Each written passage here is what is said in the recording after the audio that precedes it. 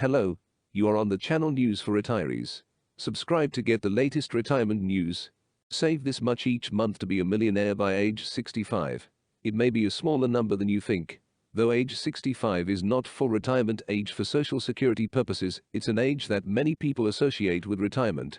Age 65 is when seniors become eligible for health coverage under Medicare, and it's also the age when a lot of senior discounts kick in.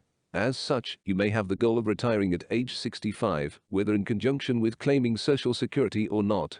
If you're hoping to leave the workforce at age 65 with $1 million nest egg, here's what it will take to get there. Set yourself up for success.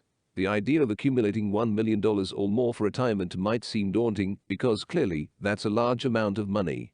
You may have an easier time reaching that goal by setting a monthly savings target. How much of a monthly contribution will it take to wind up a millionaire by age 65? That depends largely on your investment strategy. If you played too safe in your IRA or 401k plan by mostly sticking to bonds, you might limit yourself to an average annual 4% or 5% return. That's not terrible for someone who's within a couple of years of retirement. But if you're planning to save for that milestone over the course of several decades, you want to snag a higher return than that. That's where stocks come in.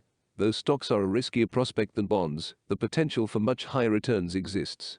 And if you give yourself a decades-long savings window, you have time to ride out stock market downturns and still come out ahead financially.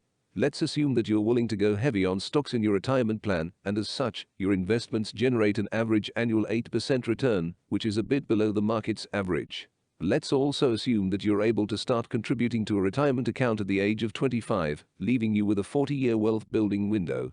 Believe it or not, all it will take is a monthly contribution of $350 for you to retire at age 65, with over $1 million to your name.